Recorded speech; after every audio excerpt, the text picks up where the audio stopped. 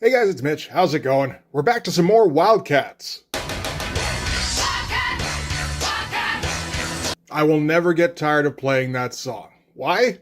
We're heroes, not zeros. This team keeps wanting to tell me before I've even asked that there's not zeros. So naturally, my first inclination is to be like, you know what? I think they're lying. I think they might be zeros. So we're going to take a look today at Wildcats number 17. But just before we get into it, if you enjoy the channel, if you feel like you might want to help out a little bit, go subscribe to my Patreon. Links are in the description. Gives you early access to everything I do. Helps with the channel. Helps to buy new comics. So what's been going on in Wildcats? Well, there was a hard reset after issue, I want to say it was 13. Yeah, pretty much. So that was the last Jim Lee issue, or, at least partially Jim Lee issue. After that, we had the Eric Larson issue, and then we had the two-part storyline in 15 and 16, written by James Robinson, drawn by Travis Charest, where we focused more on the Black Razors, which is IO's Special Forces team, or whatever, and spent next to no time with the Wildcats. The only thing that's carried over, well, I guess, I don't know if they're keeping up with the plot element thing with the Daemonites, but the Daemonites were planning on assassinating people.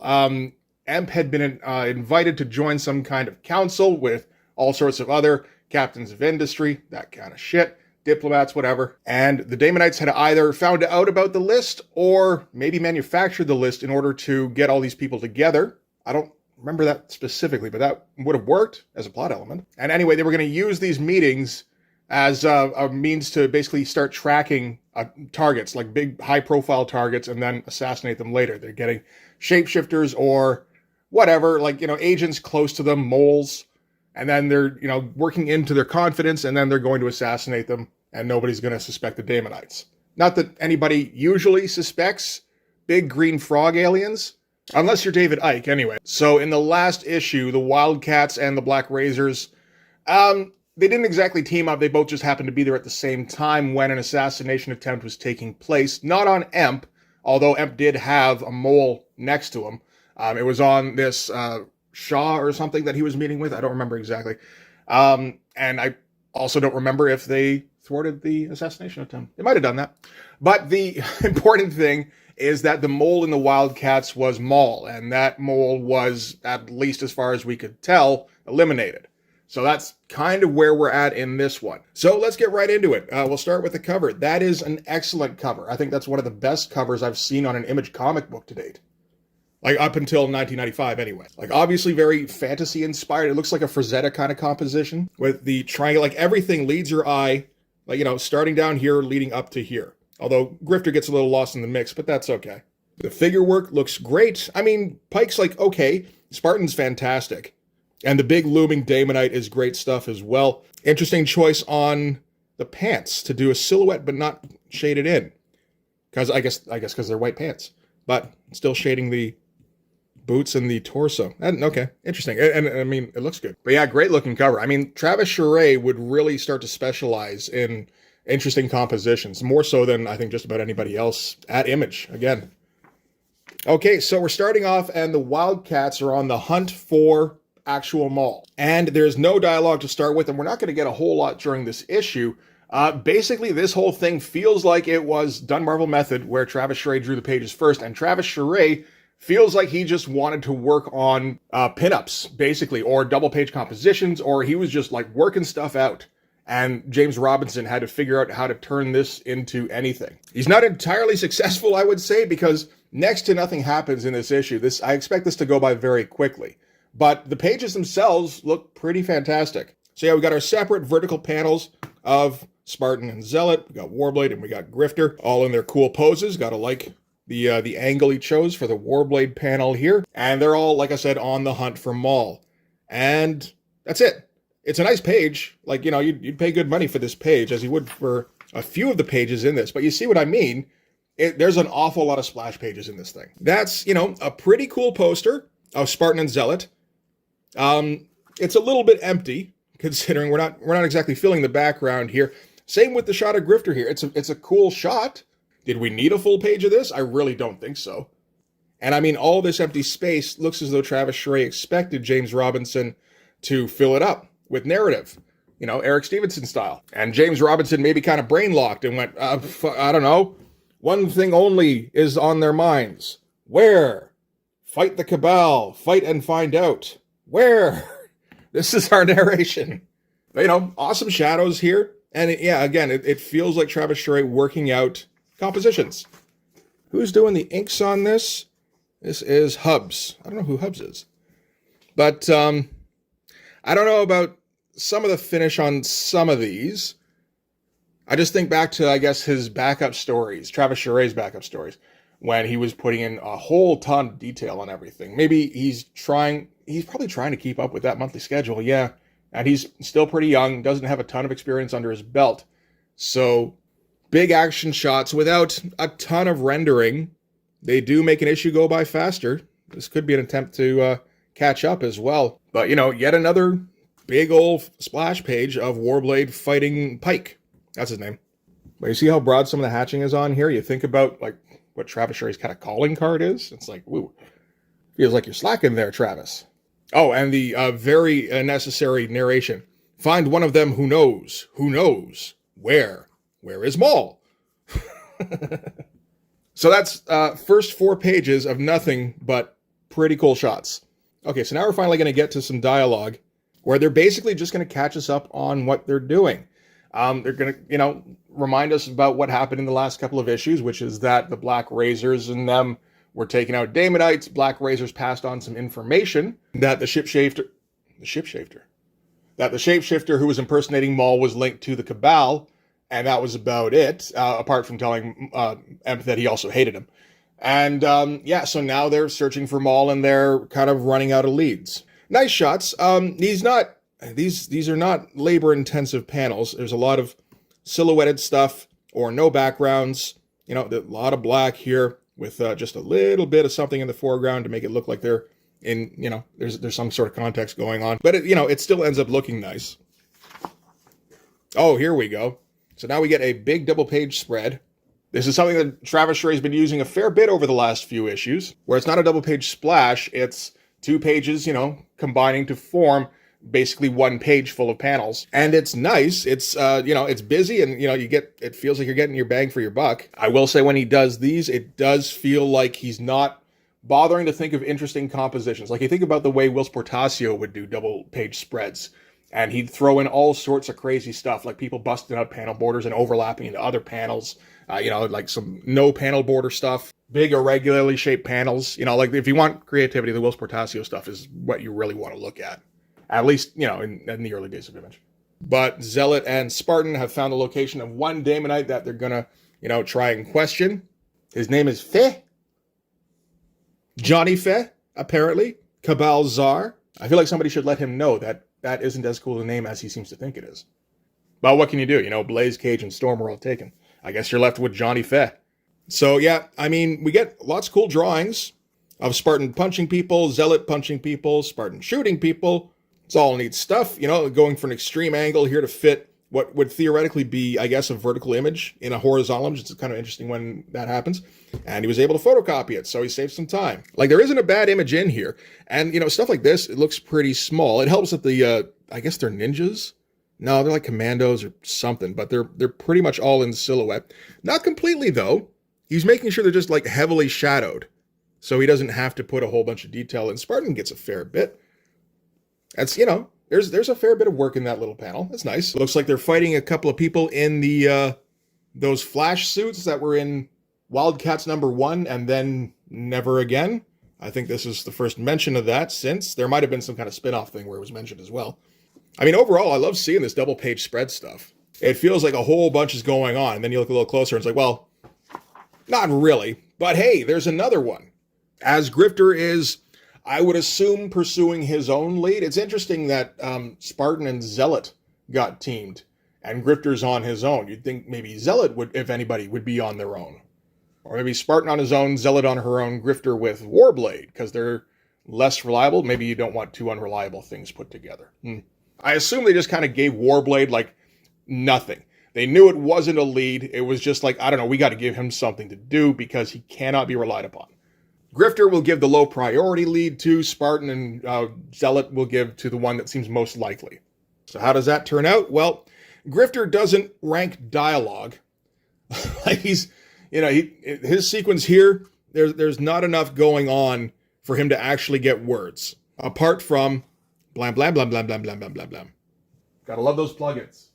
Again, I love the drawings. I love the double page composition, with this big, long horizontal panel at the top here, giving you like a huge panorama view of Grifter just shooting tiny little people. So many tiny, tiny people. Shoots one guy, uses him as a human shield to shoot more guys. That's fun stuff. Goes leaping over guys, and great looking pose there. And I suppose shoots into this place where he shot more guys. All very effective work. And we're going to keep cutting back to Maul and Zealot to make it look like they're doing something. Basically, it's just, I have a lead. It's like, well, yes, we have 3 of them. Might as well cut back to Warblade fighting Pike. I mean, if we don't, he'll feel left out. And, I mean, like I said, he doesn't seem to really have anything he's doing, so it's just more of a regular superhero fight. So he gets just regular superhero dialogue, which it almost feels like James Robinson is a little bit more comfortable with as just, like a shorthand thing. Like, you're dead, Pike, dead. Oh, yeah, kid, prove it. Is he asking for documentation? He must be. Getting a bit more creative with the page design, doing, just odd placements for different panels. It does make it a little bit, you're unsure about where to read first. I guess, start here and then probably go here and then to there. And not just view it and then move on and go, oh, wait a minute. Again, cool looking shots. Like this ranks up there with like Jim Lee. I going at 80%, which he did for most of Wildcats. And, like how he draws Void. It just has a different feel than like just about anybody else drawing a woman around this time.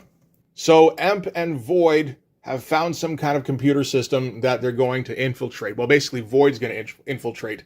As whatever she is, she's like half person, half orb, or mostly orb, something like that. So she can infiltrate the computer program and fly through it hackers style. You want to talk about a page where you were able to take some time off? Yeah, that could do it. One photocopied panel and a tiny little drawing off in the corner. It works well enough, I suppose. Although, if anything, it kind of makes me wish that they'd taken... Well, I was going to say, I already forgot about the Warblade fight. I thought this was a Grifter page. So I was going to say you could take this panel here and stick it in here somewhere. And that would have been fine. Nobody gives a shit if you take space away from Warblade. And from there, we're going to cut to Savant. Savant was introduced during the Chris Claremont, I don't even want to say run, just storyline where he had Huntsman and all that shit. We introduced a couple people, Savant, Majestrix, Mr. Majestic, whatever, Charles Bronson, and Soldier. So this was a chance for Travis Charest to draw a pinup of Savant. And it's a pretty good one. Look, he spent a bit more time on this. This feels like one of the things he wanted to kind of focus on in this issue. It's a nice shot. Again, feels like a good composition, and I wish I could say why, but I don't know enough about compositions. So anyway, all this is just Savant is getting ready to go on another adventure. But the indication, I think, up until now is basically that Savant is basically a coda who decided to become Lara Croft, and so now she's like accumulated all sorts of artifacts. And now she's on the hunt for something new. So she's going to go looking for a skull, a certain skull from a great man gone. But in the meantime, she's going to hang around in the basement of the Smithsonian, where she has like her own little wing or warehouse or something, and just kind of go, man, I got some nice stuff. And we got Soldier too. Why not? We got a big splash page for Savant. Why not do Soldier? We couldn't come up with as good a shot for Soldier. He just punches dudes, so that's what he's going to do, goddammit. It's a nice shot of him punching a dude. Terrible haircut. And what's he into? He's in a bar brawl. An old man fighting all comers, fighting with savage desperation as if these drunken foes were the twilight of his life. And that with each morning ache and late night pain, he feels loom ever closer. Why does that feel so disjointed? Probably just because of the way I read it. So yeah, summed up, Soldier punches people. And we get a pinup by Salvador Larroca. Is that falling apart a little bit? It is, too. This is early Salvador Larroca. He'd get to be a little better. I want to say he was one of the Joe Mad clones in a couple of years from here. This is, it's okay. It's not great. And it's tough because you're in a book that's already filled with Travis Charest pinups. Like, what are you going to do? Speaking of, we get a Mr. Majestic pinup where he floats bags of money. I guess he caught bank robbers. I wasn't aware that he had telekinetic powers. I suppose he does. That'd be pretty good, in addition to, like flight and super strength and invulnerability. Decent shot, not again as well thought out as the Savant drawing. And we also got an ad for the WILDCATS toys, which are finally here. They're highly dangerous and highly collectible. And nobody thought to tell anybody in modeling, you know what, the eyes go on the front of the face. So back to Void and Emp. Void has found where Maul is, but she's all super happy because of her trip through the computer program. Apparently, just hackers is so goddamn good. And I mean, hard to disagree, really. I mean, 20-year-old Angelina Jolie? Shit, yeah, dog. So anyway, we were talking about this comics at some point. Yeah, they're going to go and teleport to where they're holding Maul. Okay, so that's been established. All these pages are fine. They're just kind of functional. So first thing, they're going to go and teleport to where Grifter was, who is still shooting guys. He hasn't shot all the guys, but Void shows up to tell him playtime's over, and she's going to teleport him back. So Grifter had no purpose doing what he was doing. But it gave Travis Charest another opportunity to finish the page with a big old photocopy. So that's all right. Again, great looking figure work and everything. And he's putting, since he doesn't have to worry about this space, he's putting a little bit of extra detail in on the background. All looks very nice. To the Warblade fight with Pike. And she's not even bothering to explain herself. Like, she's just showing up and snagging him and teleporting them back out again. So it's just like, you had no reason to be in this comic. Other than we had 3 blank spots for pinups. And, fuck it, I guess you're part of the team. And Pike is left to be sad because he recently had a vision that he killed one of the WILDCATS. And he was thinking, oh man, this is it. And then, fucking Void shows up in her station wagon and goes, okay, boys, it's time to come home for dinner. And now he's got, man, maybe I'm not as good at this as I thought I was. And meanwhile, wherever Zealot and Spartan are, Zealot, was Johnny Feh, and she's like, you tell me what I want to know or I'm going to stab you in the face. And he's like, fine, don't stab me in the face. I'll tell you what you want to know. And at that moment, Void shows up and goes, hey guys, it turns out that you weren't on a meaningful mission either, so it's time to come home. And Johnny Feh is stuck going, shit, somebody heard me say that I would tell them what they want to know. I'm going to be dead soon. And that's it. Another pretty quick page. You look at what was actually drawn on this page. These two heads, like these two figures, there's not a whole lot going on here. And then another head down here. No real backgrounds. So from there, we're going to cut to Skywatch, which is Stormwatch's headquarters. Remember Stormwatch? I did videos on those. Not going to do another one, I don't think. But it turns out they're the ones who have Maul's body. They don't say why, which is odd, because, I mean, they got Maul. Why do they have Maul? They seem to barely even know who the WILDCATS are. Other than that, there's some sort of rogue operatives, that kind of shit. Fahrenheit here has never heard of any of this. And before there's any further explanation, Void teleports Maul away. So I guess they won. They completed the objective of the issue. And I mean, not much of a page really. Like original panel, photocopy, with a couple of changes here and there. So again, just kind of keeping it all pretty quick. But if you wanted to see Travis Charest draw Fahrenheit and Diva's faces, because that's the most important attributes of Fahrenheit and Diva is their faces, then you get to see that. Remember that shot in one of the Stormwatch issues where Diva was like launching herself away from us? It was just a shot of ass. And the letterer didn't know what to do with himself, so he just pasted a word balloon over it. I want to say that was in Stormwatch number 3, but I can't quite remember. Anyway, we're at the end of the issue now. Barely anything happened. But we're, I think, in I.O. headquarters. That would be my guess. You think there'd be like a little placement thing here. Like how this one says Skywatch. This one should say something else. Unless it's also Skywatch. So they've got the body on ice. This is Mr. White. This is the guy who was assigned. Well, this is the guy who turned into Maul. So he was assigned to assassinate Emp. And Grifter shot him dead first. Or thought he did anyway. So we got a couple of uninterested, techs here, or Undertakers. I guess I.O.'s got Undertakers.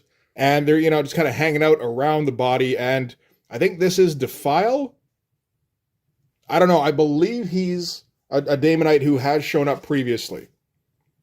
But he's going to resurrect Mr. White, or just, oh, like he says, awaken him, because I get the feeling he was just kind of in some sort of suspended animation.